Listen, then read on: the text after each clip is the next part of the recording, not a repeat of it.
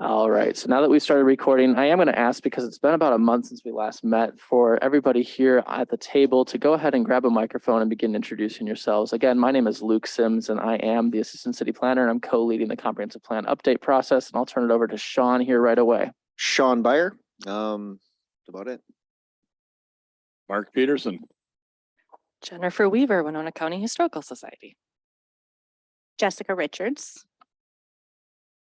Aaron Perleberg. And Carrie, why don't you jump on in from Zoom? I am Carrie Johnson. I'm with the Winona County Historical Society. Thank you all very much. Today, our primary focus is going through the 3 pages that make up the 2007 Heritage Preservation, our Historic Preservation Plan from the previous comprehensive plan that we currently operate with. Some of what we are going to cover today are questions about whether or not the goals were accomplished from 2007, any barriers that prevented us from accomplishing this, or that would prevent us from doing that work going forward, and whether or not that work is still relevant to the heritage preservation goals of this committee. We intend to roll things that are still relevant into the next version of this section of the comprehensive plan. And we also want to make sure that we're being cognizant of what might be a barrier going forward. So, did anybody have any thoughts initially based on your preliminary review of this section that you want to share before we dive into a step-by-step process here?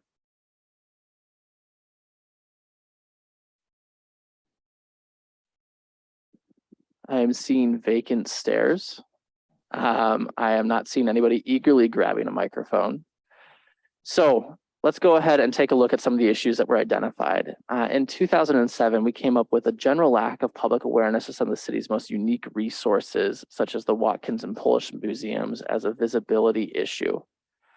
Would we agree that we have issues with visibility of individual resources, or do we perhaps maybe view visibility as an issue in general just for preservation as a whole? Are people aware that we have historic districts? Are people aware that they are walking through a historic district? Are they aware that we have buildings that are on the National Register individually as well as part of that district? Mark, it looks like you have something like you want to add, but maybe not. Well, I would say we've made progress, probably significant progress, but I think we've got a long ways to go. I think if you talk to the average property owner here in Winona, they're going to have very little real information about the historic resources and historic districts and the National Register in general. I think we can continually work on that. I think we're not done with that yet, in my mind. I would agree. And I think it seems like it's more, lack of like historic property owner education. And I think there's more, and of course everything can always improve, but more awareness of like the museums that are listed and, those types of cultural resources and historical resources with other organizations. But just, continuing to raise the awareness in general of historic districts. What does that mean for property owners? What are resources out there? And then just even the HPC itself and the work it does.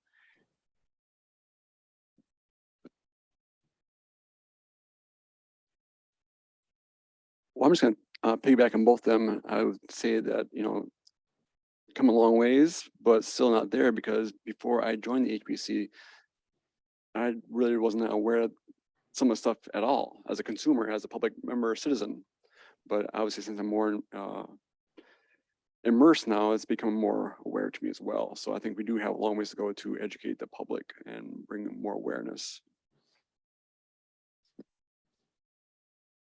I think there's an awareness of the really significant properties in Winona, but I think there's a lack of understanding of why some of the other properties that are historic are really not appreciated as historic. I'm thinking of shotgun houses and some of the the less obvious historic homes and public buildings, and they're also important, but I don't think a lot of people realize You know, and since the 2007, I mean, we've lost some buildings here, and in particular, we lost the Park Brewery, which was, I think, significant. And I think just going through that process at the time, it was, you know, there wasn't that much concern about it. It was more just, we got to help Bay State, which is important, but I think that, you know, More education about why a historic place is significant might help balance that priority maybe a little bit down the road. And then also just to add, also just like historically significant kind of areas or locations, thinking more of Native communities. There's obviously a growing interest in that, and there's that history here, and you know, some things are just unknown and maybe lost to history, but you know, some more research or resources for figuring out and maybe finding some, you know, more information on specific locations within the city that were significant to Native peoples and highlighting that better would be interesting. I mean, there's really almost nothing about the Native American Right. history Right. anywhere in Winona. If Or you at want least to learn that's about credible. it, other than going to the archives or the exhibits at the historical society. Right. And even that we do the best we can, but we don't always have like definitive provenance of like what that research all entailed, but it's the best we've got in what we do. And maybe somebody will discover more, you know, down the road too, if we make that, you know, more aware in the community too. And I would throw in, I know we've talked at the city level about doing, especially after George Floyd, but doing something in Wyndham Park to better interpret the fountain and statue there. And that hasn't been done to the best of my knowledge. And should be more proactive about getting that done before something happens there. So Jacob, I know that you just got in here. I do want to make sure that you're aware that we're talking about visibility here in that issues section from 2007 and, you know, applicability to the current time as well. And Carrie, I saw you were raising your hand maybe, but jump right in. Go ahead and speak. Let me also, I think, yeah, the idea of visibility for things that actually aren't even visible is something that we should be mindful of. Mark brought up buildings that have been removed, and Jennifer brought up Native histories, and I think it's really important. You know, there's the red light district. You know, there might not be something visible there to point to, but it doesn't mean that it's not an important piece of the heritage and history here that we should try to demonstrate in some way. Right. And another great example, you know, of buildings being gone, but still that location holding a story is like the Winona 7 Theater building was a important block in, you know, Black history, with James Stovall owning buildings on that block, having been a former slave, having a business here in Winona, he went to presidential inaugurations. I mean, it's a fascinating story for that culture. And even though that block is no longer in existence, it's a story that, you know, shouldn't, you know, be buried either, you know. Lots of signage opportunities. I was just going to mention that. Yeah. So it sounds like some of this is definitely interpretive signage, and maybe a cohesive interpretive signage plan is maybe what I'm hearing. And it also sounds like from our representatives with Winona County Historical Society, there's an interest in probably partnering and seeing that be a city goal that we'd be able to then carry forward together. Is that about right, what I'm hearing? Right. And then even like story map. I don't know if Carrie, do you want to share a little bit about the new GIS person? Yeah, definitely. It was a wonderful surprise when the new person with the county who's in their GIS department showed up, and he took it upon himself to make a map with GIS locations of historic sites throughout Winona and actually throughout Winona County. So we're hoping to work with him further to do some kind of mapping, possibly a story map project, something a little more interactive that could be an app or something of the sort. So it could correspond to, you know, public signs as well. So maybe there wouldn't have to be a ton of interpretation on site, but you could have that aspect digitally for people to access information. it's a concept. I love hearing that because that's something that we've been talking about for at least the last couple of years. And I love hearing that somebody's already taken the initiative to begin doing that. We should probably connect about that very, very soon. Great. So visibility for those things that currently exist, as well as and in person as well as digitally. I do want to move on to cost concerns here. It's listed as an issue. The idea that historic building standards can increase costs of building renovation or rehabilitation. And maybe I'm going to throw this over to Sean and Jacob as initial thoughts. Sean, you've gone through the process of using historic tax credits. You've gone through renovating historic buildings, and you've gone through building new buildings. Is there anything that maybe resonates with you related to cost concerns that we should be addressing, or at least bringing to light here in this plan? Well, yeah, the cost it's astronomical now to get bricklayers and such. We had one over at the Suola Spa building at 170 East 3rd Street, and we did it as we could and tuck pointing and doing some things there, and it's just astronomical the amount of money you spend. There is some city programs, but seems to be some red tape around those city programs. So I do believe that if you want the downtown to flourish and you want the old buildings to pop, we really need to figure out a way to help people make that happen, because it's very costly, and yeah, so that's about all I would say about that. Speak a little more as far as, I would say, materials and laborers and contractors have their own costs that we really can't do anything about. We said there's some red tape and some regulations. Yeah, some of it's prevailing wages and such, and there's some just and Luke could probably be better to answer some of those questions. But by the time you have to pay those wages, it doesn't. There's not a huge benefit to that building owner to even do it. So it's difficult. It's tough. It's challenging.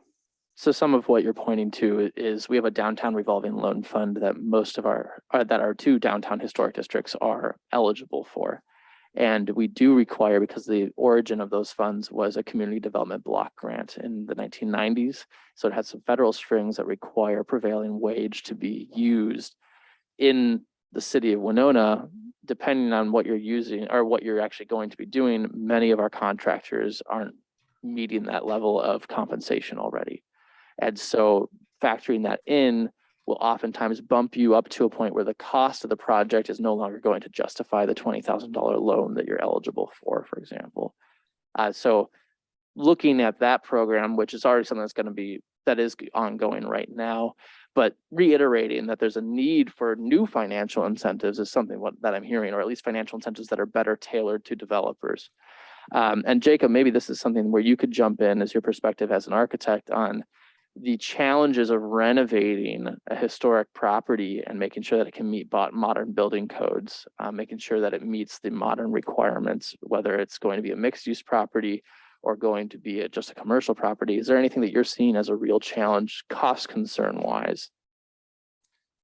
I mean, every project is unique and brings up their certain area of work or area that's going to be highly requiring a high cost to upgrade or maintain the historic designation. From a national park or state historical perspective, most of that goes throughout the building. So we can have exterior work such as brick, masonry, window rehabilitation is a big part of some of those projects. But it can also extend to the inside of the building where we run into maintaining existing floors or finishes, trying to rehab some of those finishes. We run into conflicts between modern aesthetics and historic aesthetics. So sometimes clients will believe that they can go into a building and have a much more industrial finish. And the historic requirements actually require that the building does not show an industrial aesthetic. And so building systems need to be covered, hidden, and done so in such a way that it's sympathetic or in, I don't know, parallels the historic look of the building. We've also run into some things where the historic guidelines require that the building new interventions do not match historic. And so then we can, I don't know how that plays necessarily cost wise, but we have run into conflicts there where the design has to be significantly different than the original so that the average viewer of the building can discern that, well, this isn't something that matches the rest of the building. Sometimes that can create problems either with the client or with cost, but Sean knows the costs a lot better than I do because I don't have to go through the balance sheet on these projects. What I was wondering, Sean, do the historic consultants that usually get brought in, do they help lay out the cost efficiencies or optimizations or how to make different funding sources all work together to make the project profitable for the building owner? Or is that an extra cost or service that is too expensive to really make itself worth anything to the building owner? They really don't. They're more Okay. consulting you through the process to Okay, get through, the SHPO guidelines and kind of consulting you through that, making sure your paperwork is proper. That's really, the cost piece is kind of what you do when you're budgeting your numbers in the beginning of the process and yeah, cross your fingers and hope for the best. okay, But like with Central, the outside of the building was done. There was a lot already done to the building. I mean, we didn't do a lot to the outside of the building, really. Right. Luckily we didn't have to. So that the four walls were up, but we maintained the historic integrity of the building throughout the rest of the building. And in that particular case, it sounds really good that 40% comes back, but the reality is if we wouldn't have gotten that 40%, there's no way that Central project would have worked. Yeah.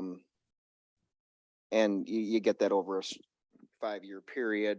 You can stretch it out on one end on 20% of it for a 20-year period in tax credits. But there's a lot of pieces to the puzzle to make that work, and it's a risk. It's a gamble. It really is. So.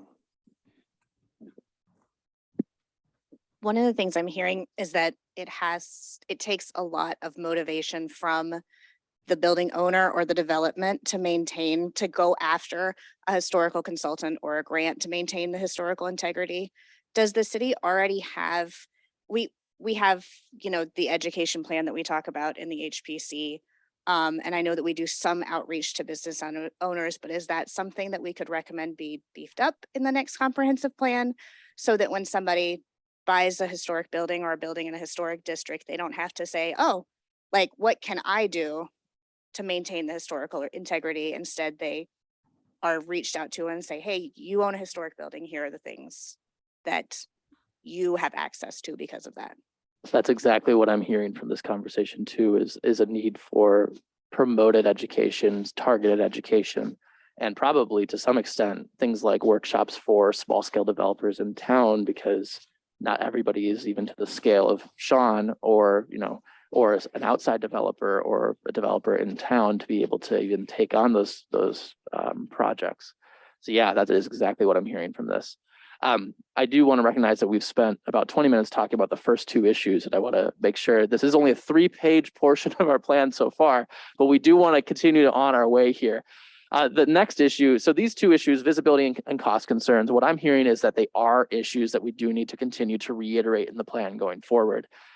Then we have a lack of a local historic district and locally established districts that offer a level of protection of existing historic buildings. So for context, local historic districts are where the regulatory teeth come in the state of Minnesota.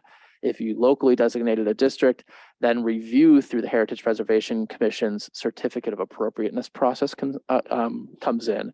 And to Sean's point, when he was dealing with State Historic Preservation Office, that was because he was using monies that require SHPO review.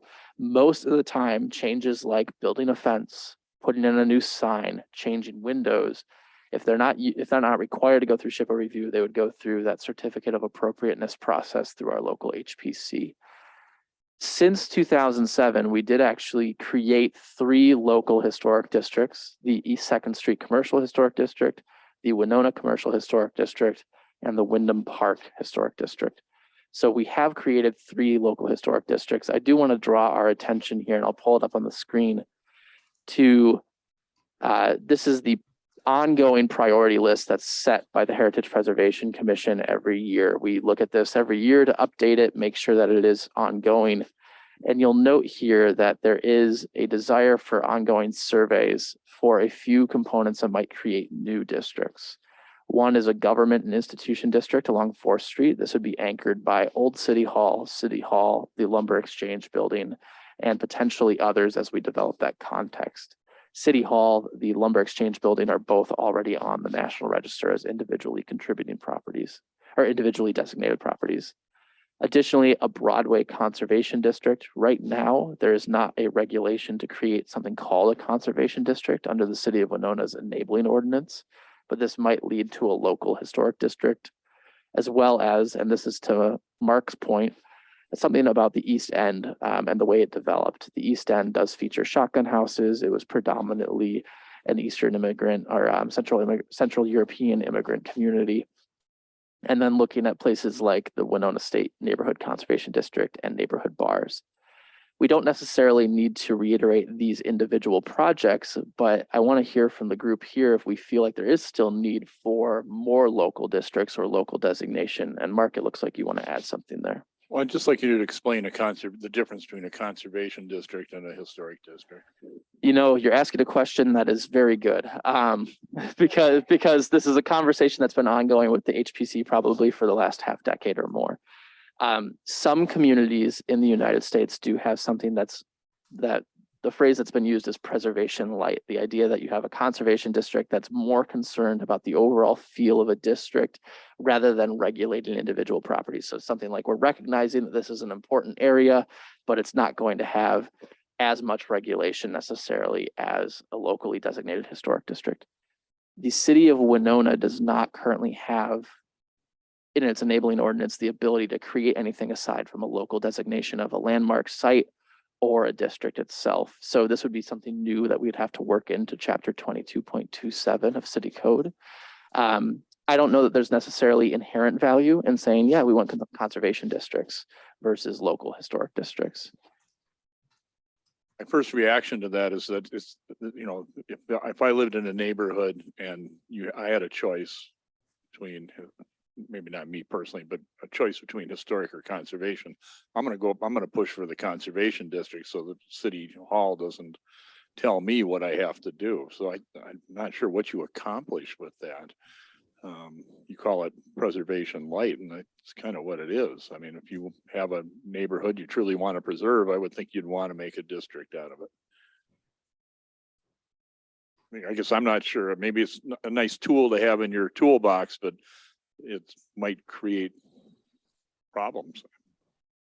I would agree with that assessment. And also it's worth noting that when you nominate a local district or a local site, you do have to submit that documentation to the State Historic Preservation Office for review. So they have to determine if it would be agreeable and meet those standards. And then additionally, if you do just go with a National Register site, which also has high standards, there isn't a regulatory review anyway. So I agree. I don't know that there is a place necessarily from my perspective as city staff for conservation districts. So let's maybe turn our attention back to the idea of historic districts. Is there still a need to designate more historic districts and historic sites? And Carrie, I see that you're unmuted.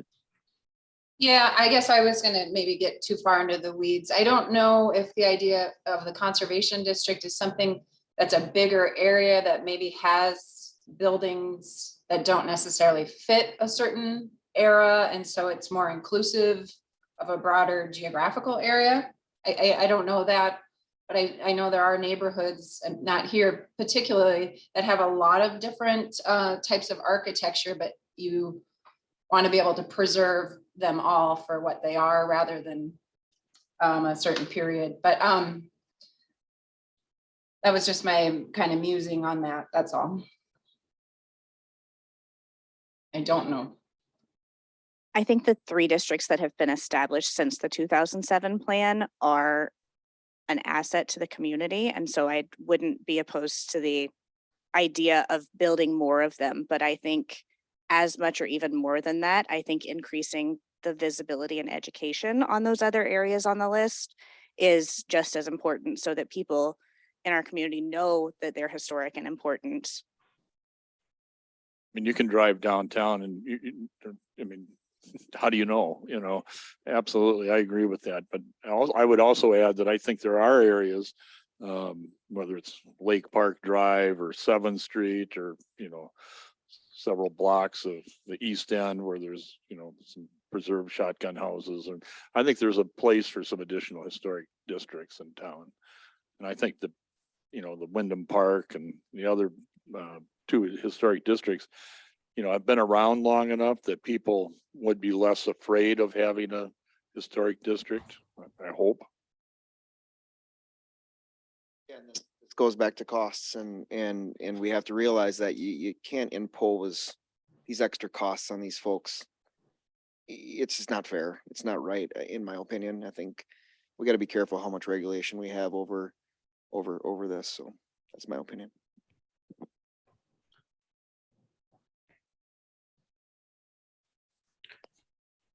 Jacob, it looks like you were going to say something. Well, I was just thinking back to our previous conversation about cost concerns, and on the local level, when something is designated in a historic district or as a historic property, what is the enforcement means that the city uses? Is it just that a building permit doesn't get held, or like a non-conforming fence gets built? What's the enforcement, or how does that, let's pretend that the building owner is just naive of the entire historic district or historic value of the properties, and they go and do something, or they need to do something, so they just do it regardless of the rules. What happens currently? That is an excellent question, Jacob, and one that's well worth considering. So the enforcement teeth really rely on that certificate of appropriateness process, and that is supposed to apply to any exterior changes to the building. But the actual implementation of that really does rely on holding up building permits. There is no fine clarified in city code for doing something without a COA. There are the ability to double permit, for example, if you do something without a building permit. So being able to do that. We have had a few instances over time where people have erected something without the appropriate permit. One prominent example is a sign permit downtown, where multiple signs were added to a very large projecting sign that was ultimately denied by the HPC as being outside of the character and integrity of the building. And they were ordered to remove it because a sign permit hadn't been issued for it. So it was able to do. There are a few other instances, for example, where somebody would put up some vinyl siding, not their entire house, but for a portion of their property. That vinyl is not encouraged in the historic district guidelines or the National Park Service recommendations, but because it doesn't qualify for a building permit because it's not residing of a significant amount, it's difficult to have a clawback mechanism. So you're absolutely right. It just doesn't exist right now. And maybe that would be something to consider with this conversation. Yep, my concern would be any expansion of the districts. It's fine if we can identify a consolidated or a a good example of a certain type of historic building, or whatever the definition would be. I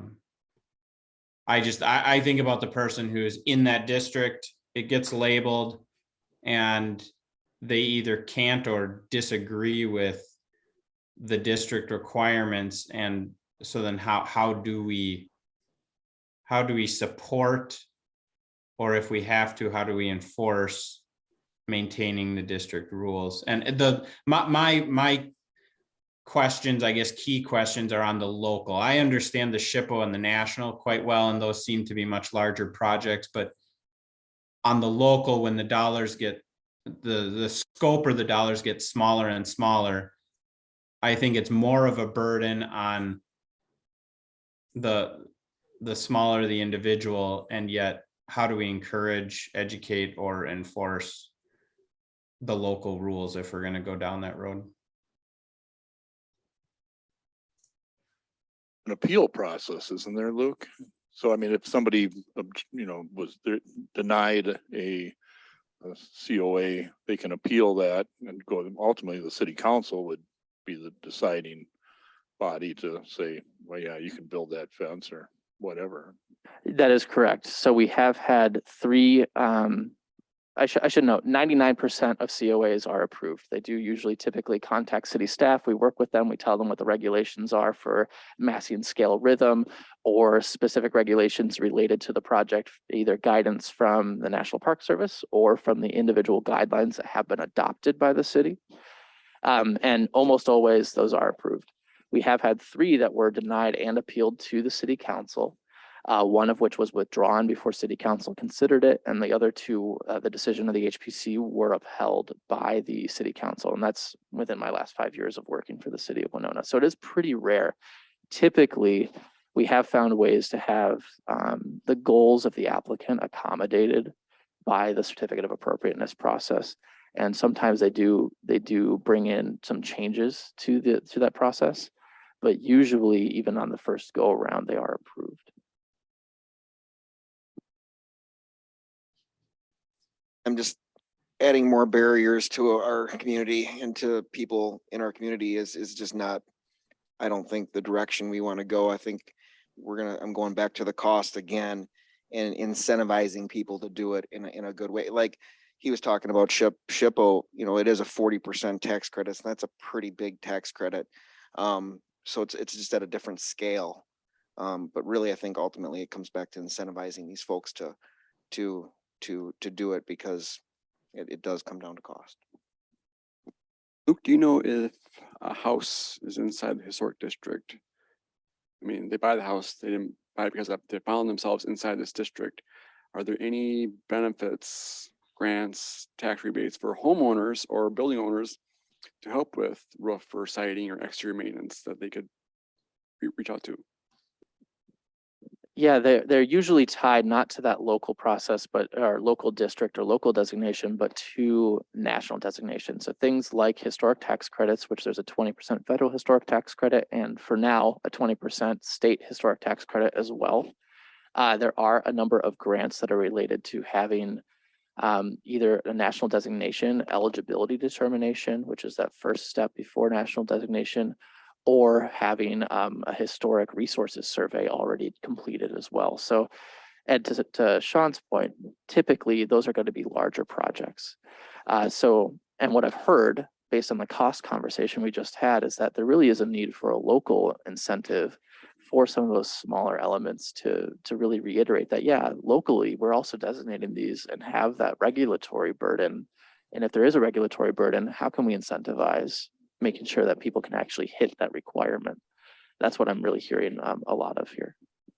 Yeah, my question, which relates, was basically just, is there a document or something that can be given to these property owners, either currently in a historic district or potential in an area that could potentially become a historic district, and every other situation, of those incentives kind of versus those barriers or regulations, and kind of justifying both those pros and cons, so then those property owners can make more informed decisions, both monetarily, stewardship. You know, if you're living in a extremely, you know, and then maybe even tiered, you know, like at what level is a historic property, you know, valued based on its historical significance. And, you know, if you can't to do it, then why, maybe you shouldn't own it. You know, that's kind of my attitude. But, you know, it's also living in a very old farmhouse that isn't going to be around forever because I can't afford it. But, you know, but it's not like one of these like distinctive pieces of property. So I wonder if there's even something along the lines that maybe we can't do locally, but if, you know, just some education pieces of, you know, those pros and cons, and then just really kind of even case by case of what is that historical significance, you know, and bringing that as a factor to help educate the owner of that property too. I don't know, that's maybe overcomplicating it, but just thoughts. I say that I agree with Sean that cost is definitely a factor on all projects. But at the same time, I do think that preserving buildings and historical architecture does add value. For example, if you compare Winona to Rochester, Rochester doesn't have a whole lot for historic buildings and character and that kind of thing. It's a lot of cookie cutter stuff, a lot of, you know, cheap, or not cheap, but I'm saying, you know, like in character. But so when you have communities like Winona and Stillwater and places like that that have a little more charm, it's going to help with tourism, help bring people into the area for various reasons. So I do agree that cost is definitely a concern, but also that cost does add value, I think. So there is some value to that. Agree with Sean at all on that, but I guess I'm wondering, and I'm just asking the question. I mean, we have the federal tax credits, we have the state tax credits. Sean's addressed, you know, the 40%, how important that was for his project. Are you aware, Luke, of any cities that also have tax credits for properties within locally designated districts? And I mean, our size, is that something being done out there? I guess I'm just not aware of it. Yeah, so that's a really good question. And it's one of the things that the HPC has bitten off relatively recently and it's ongoing right now is a financial incentives and education and outreach plan for the city of Winona. And we actually just got our notes back from SHPO on the initial draft memos for that 2 days ago. And it looked at, the list is at about 19 different programs that could be implemented. Basically, you know, how do we connect property owners with those existing programs? But it was also an analysis of our primary tool right now, which is the Downtown Revolving Loan Fund, and how it hasn't been effective, at least since it hasn't been used over the last half decade, since 2016. How do we approach those barriers, remove those barriers, and then all as well evolve that program or create a new program that's better? They did look at other cities and they didn't find tax credit programs necessarily, but revolving loan funds that do have different rules and potentially better rules that would fit Winona more closely. And so we will actually look at that again over the next 2 months and probably revise those recommendations. Well, I think that addresses a lot of the concerns that neighbors would have and being asked to be a part of a historic district. So I'm glad to hear that the commission is doing that. All right, go ahead, Luke, Jacob. Have you provided a resource indicating where these potential, whatever it is, 4 or 5 potential districts are located, or how far they encompass? That is also a really good question, Jacob. So, and this will actually get to a little bit of future programs, and we'll touch on it with the document that we were all reviewing right now and discussing right now. Okay. So we have this listed here as surveys and studies needed. Yep. The only one that really has a clear boundary here is the Broadway Conservation District, and that follows largely a designate or an eligibility determination from the 2010-2011 Winona Bridge study that was done, and they determined that there is a Broadway residential historic district with clearly defined boundaries going essentially from Harriet Street in the west along Broadway, including Wyndham Park, all the way down to about Lafayette Street, Sinclair Park. So actually a little bit further than Lafayette Street to the east. And that includes properties that are already on the National Register, like the Laird Norton Building, the Winona Public Library, the Washington Crossings Apartments, as well as now the Wyndham Park Historic District. And the HPC felt that it was important to go after designation for Wyndham Park in 2016, and then nationally in 2021, which was successful. But that did leave off a number of different properties along 6th Street and 7th Street. So another survey, and because that survey was conducted 10, 11 years ago, another survey would be needed to update that documentation. Similarly, things like an East End Conservation District would need a historic context and a survey to be conducted. Winona State Conservation District would as well, same with the neighborhood bars, so on and so forth. And I'm going to scroll up in this document, and I'm going to show you one of the things that has been on the HPC's mind for a long time is creating a citywide survey and inventory. The last time this was done was in 1991 to 1993, and it's really set up all of the work that's been accomplished and is referenced in 2007's plan. But that cost came in. We did do a reach out to figure out what that cost would be over about 5 years, came in at $2.3 million. So finding a way to begin navigating that is going to be a conversation here for the comp plan, as well as a conversation for the Heritage Preservation Commission going forward with the City Council. I actually need to go back and double check that number still. The city of Winona lucked into having a lot of people do pro bono work in the past, is what I've learned from some of the past action. But Hess Royce is the same company that did the 1991 survey and provided these numbers. I have one, hopefully last question about budgets for people with historic properties. So as like as a nonprofit organization that owns historic properties, we have access to like legacy funds and like, you know, resources like Northern Bedrock Preservation Corps and like just, you know, all sorts of things to help keep these historic properties safe and going. Are anything similar to that, or are even those available for historic property owners who are private property owners? Right, yeah. So that question was, you know, how do we have access to those costs or overcoming those costs of having a historic building? And yeah, we've identified about 19 different resources. Some of them are tied to being on the National Register or eligible for the National Register. Some of them are tied to being an income producing property. Some of them are tied to you being a nonprofit. So it really is quite variable. And being able to put that in the hands of property owners, because we did work with Main Street to have a document created for what are the regulations and who do you contact, is that next step really. And I do think that based on all the conversation we've had here today, there's pretty much a clear indication that we should include that as an ongoing goal in the comprehensive plan. So with that, I do want to kind of segue. I feel like we're hitting a lot of the same points for cost over to the goals and objectives that were listed in 2007. And the first one was to preserve the city's unique character. And I think that Aaron was really getting to that already, talking about how there is a desire amongst the community. And we were seeing it by the fact that we created this committee for the comp plan in and of itself to preserve, protect, and promote the architectural character and the built character of our community.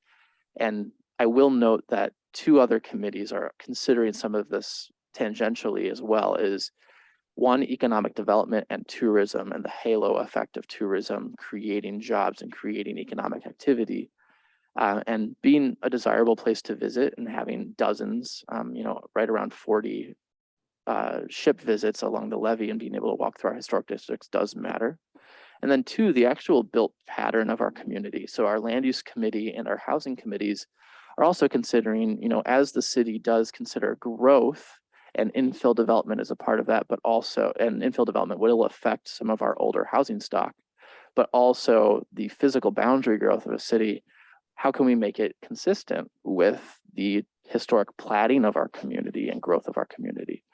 So does anybody have any elements of preserving the city's unique character? Do we see this as an ongoing goal and objective? And I'm suggesting that it probably is going to be.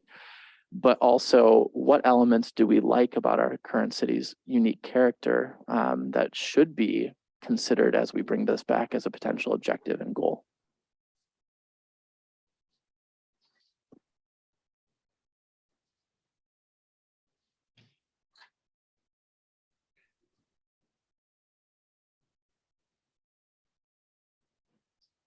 Or did we cover it so well in 2007 that we should just say all of those things again?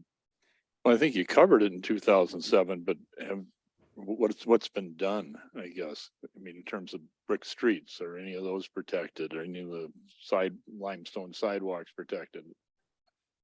Yeah, I don't think any of that's actually been done, has it? So yeah, that's a really good point. The implementation components, we don't have ordinance changes that supported that in this 2007 plan. So reiterating it again that there should be ordinance changes would be a really good point. This plan specifically just says that we should preserve them. It doesn't say, yeah, you need to start changing ordinances.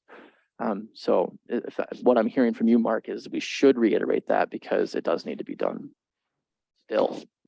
Thing to say it should be done and then not to do nothing, you know, I mean, so, yeah, I think so. I think we need to find a way to implement it.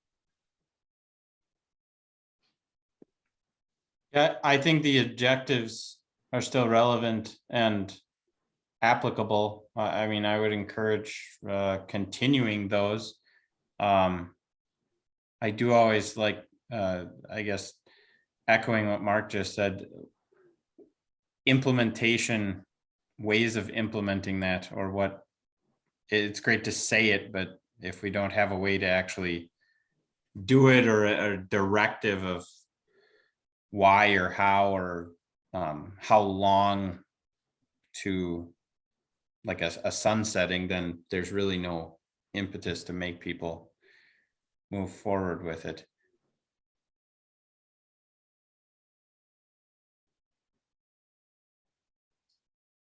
This would be a really good opportunity to note that having a strong comp plan and not just saying we have lofty goals, and very clearly saying that, you know, ordinances need to change and you need to consider this when it goes to actual decision making with appointed and elected bodies is going to be really important. Good, I appreciate that. I appreciate that those objectives are still ringing true. Looking down onto our second goal here, we have preserve and enhance the historic character of downtown Winona. And some of this we've already talked about. Educate and create awareness for celebrating and promoting cultural and architectural heritage, and maintain and improve upon the condition of historic downtown buildings. We've already touched on cost. We've already touched on a need for signage and digital education, and probably direct outreach as well seems to be a theme that's been coming forward. Do we still view this as important, preserving and enhancing the historic character of downtown? Seeing some head nods. And do we still see these objectives as relevant? I'm also seeing head nods there. Anything else anybody would want to add in this moment? Just encouraging business. To me, it's having business in the downtown that will help with this. I don't know if it's within the scope of this committee, but to revitalize the historic buildings, there has to be businesses and people in them. Agreed. Luke, as part of the UDC, I know there were a lot more aesthetic guidelines given or documented in that. Has there ever been a discussion as part of the UDC or as a different document within the city to try to outline or provide stricter guidelines on infill projects or locally renovated historic projects? This is a two-edged sword. The moment you tell people how they have to design things, you're giving them a whole list of things to fight against, and you're creating sort of a top-down, this is the Disneyland we want to create, versus leaving it broad enough, people won't build something that meets your expectation for a historically sympathetic building. So I don't know that I'm looking for an answer, but I'm just wondering, has that been a discussion? Was that a goal in the UDC, or is it a goal of a different document in the city staff? That's a really good point, Jacob. And I think that the UDC does have that goal. We introduced some form-based design standards specifically for mixed-use districts. and residential properties greater than 4 units. So things like having higher quality materials, requiring transparency, requiring that it has a horizontal and vertical articulation so that it matches more the rhythm of our historic downtown. Those are all really good elements that are reflective of Winona's built environment. We probably won't ever get to a point where we have 25-foot wide building lots again, because it's just not economical to build those types of things when you look at economies of scale. But we can have regulations, and like Jacob mentioned, it is a bit of a double-edged sword, that do require you to put in those types of elements, so that when a property moves forward, we are actually doing that. And what I've heard from the HPC over time, and just to provide additional perspective, is it might be good to even codify those more explicitly in the Unified Development Code rather than the individual case-by-case basis of the certificate of appropriateness process through the HPC, which of course is always going to be individualized based on the historic context and integrity of every building. But there might be room to enhance that further and make it more clear, which is always beneficial to future developers and builders.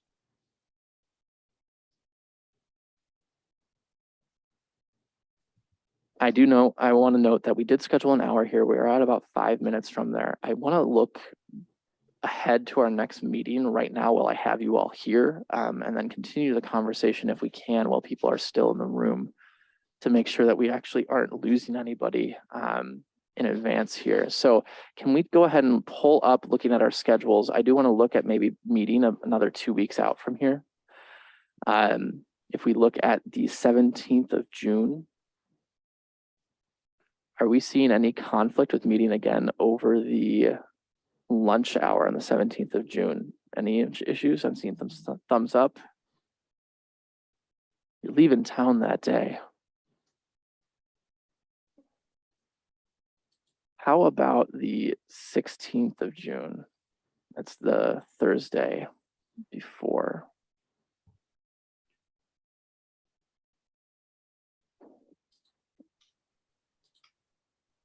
It's good.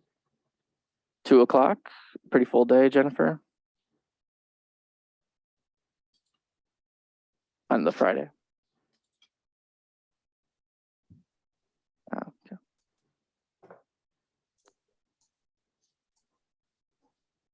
Could you do Friday morning? Does the 17th in the morning work for people? I'm seeing some head nods.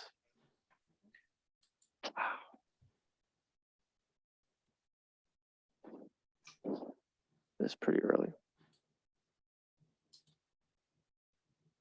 You sure? Because we could always look to Friday the 24th.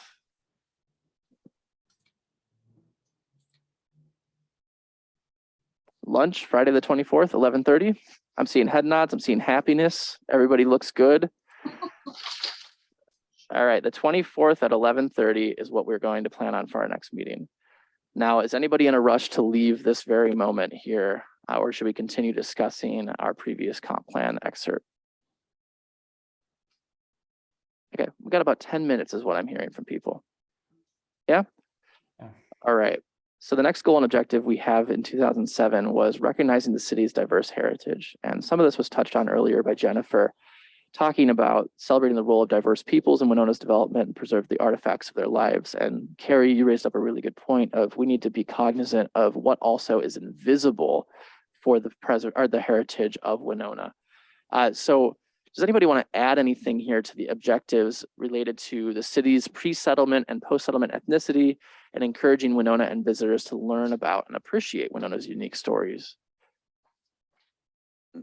Jennifer mentioned it earlier, but I think that connecting with the Indigenous community as a part of that process is really integral moving forward. 100%. Would it be helpful to have more specifics on how these objectives could be met? Definitely.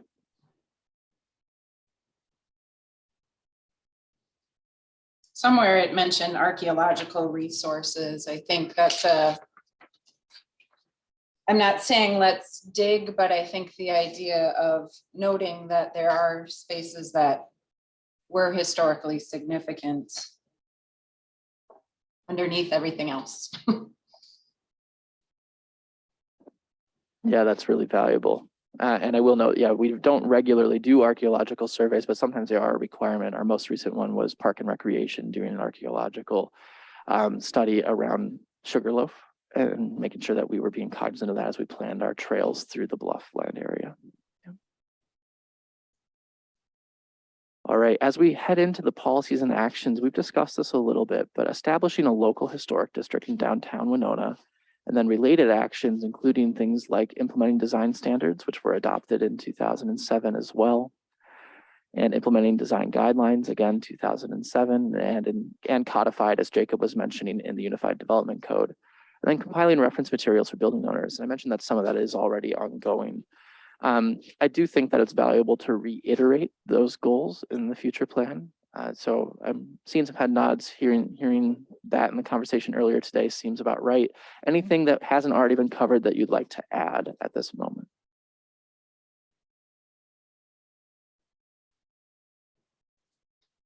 Luke, Oh, go ahead, Jacob. has the historic district in downtown Winona not been implemented? They have. There are two. So the Okay. East 2nd Street Commercial Historic District and the Winona Commercial Historic District, and they've actually been expanded. Most recently in 2020, we expanded the Winona Commercial Historic District. So if we leave this in the next iteration of the comp plan, are we then stating that we believe more districts are needed or an expansion of the existing districts are needed in downtown?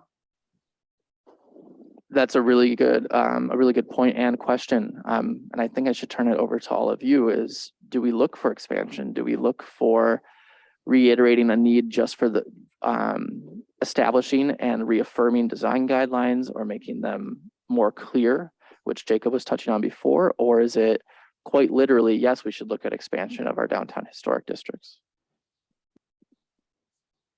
It sounds like to me, maybe like it's communicating first to property owners, the pros and cons of being in a district and what's helpful, both financially and, just being, somebody preserving a piece of history versus, what are you getting into, and just that education piece, I think, is kind of one. And then once we have that tool, it would probably be a little easier then to expand our historic districts and possibly have more support with more educated building owners and property owners. I agree. And expanding those benefits and, making it easier to be a historic building owner. My first reaction is I think that the historic districts we have downtown pretty much cover the historic parts of downtown that should be covered. I'm not sure where you would expand it to. Here's an offer. Jacob, you were going to say something. Go ahead. I would agree with Mark. I guess I won't say that I'm an expert in the boundaries of our current districts, but from all my interaction with them, I think they cover a lot of the district, and then whatever's not covered, like on the HPC priority list, I think we have a lot of the other buildings that would want to be covered. They're already on the national registry or locally. So, I mean, short of doing the next survey and identifying a further district, whether it's Broadway or the bars or churches or something, I think since 2007, we've done a good job creating our historic districts. And now I think it's much more, as the first comment in this section was, that promoting incentives and information and education is probably that next step, the next implementation. Great. I'm hearing supporting, enhancing education. I like hearing that. That's really good. Of course you can. Jump right in and make sure that microphone is on. I think you need to flip that microphone on, actually. Just on a, something happened when I was with my husband, who's now deceased, back in Northampton, Mass. He was a developer and he was working on a building, and in terms of educating and supporting people who are business people, it was a little dicey sometimes, and it was because the business community or people who were in favor of, not in favor. What I'm trying to say is he didn't have the support that he needed along the way, so that it meant money to him in the end. So if the tree committee needed to come over, but they weren't going to meet until 4 days down the way, but you had the entire company there to do something, even though you promised that you would do it, that was a really hard thing. And that happened repeatedly with projects. So you have to have people behind you in the business community in Winona willing to go with them and be flexible. Yeah, I like hearing that. We touched briefly on business support before, and that's a really, really good point. Absolutely. So as we look at the final 5 policy action steps here in the 2007 plan, we have updating zoning regulations to encourage preservation and context sensitive development, which I feel like we talked about briefly already, and maybe there's a desire to do that. I did see some head nods. Anybody want to add to that component there? And I will note that form-based standards probably will be a more relevant portion out of the housing subcommittee and the land use subcommittee because we didn't apply them to the other residential districts originally. So they probably will be looked at. And item number 3 here, implementing financial incentives and resources for historic building rehabilitation and adaptive reuse. It sounds like there's a very clear desire to reiterate that point from this group, seeing lots of head nods. Additionally, developing point number 4, developing educational informational programs. I've heard that probably 25 times so far today. I've seen head nods. I like hearing that as well. And then encouraging intergovernmental and interagency partnerships. I'll note that Winona does a pretty good job at this, and I want to thank our Winona County Historical Society members for being part of this group as well, and our HPC members. Some other communities do struggle with their county, for example, coming in and demolishing properties that they own that are historic. And we haven't really seen a lot of that here in Winona, but I do think that maybe having something like this might be valuable. I'm seeing some head nods. Does anybody want to talk about intergovernmental partnerships and encouraging that? I'm just wondering if you want to add on, Main Street, Winona Main Street, maybe even the Chamber of Commerce to that list. So even going further than intergovernmental, so really focusing on the interagency, focusing on cooperation amongst organizations.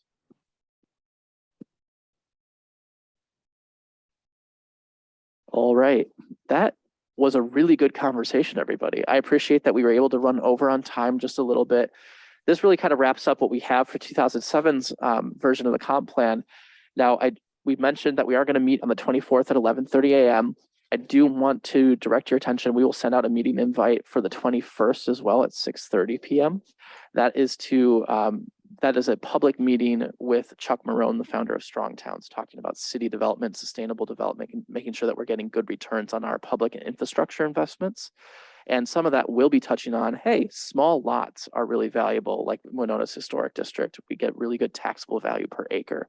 How do we make sure that we can enhance investments in those types of areas? So the 21st, and that will be over at the Friendship Center, and I'll send out a meeting invite to all of you. And then we'll see you on the 24th, where we are going to take a closer look at some of these goals that we were talking about today and are currently talked about the HPC. What steps can we take to further enhance and enrich our historic districts? And then that will lead us into July and August, where we'll actually nail down what those goals and objectives will look like and begin drafting what the document can actually look like for adoption next year. So for that, I want to thank you all very much for your time. Any last comments from anybody? Jacob, you're kind of looking like you want to say something. Nope, no, I'm good. All right, perfect. Good job, Luke. Thank you all very much. It's been a great group. You guys are really, really phenomenal to work with. So thank you for your thoughts and taking the time to read things and contribute. Have a good day, and I'll see you on the 21st and the 24th. Thanks.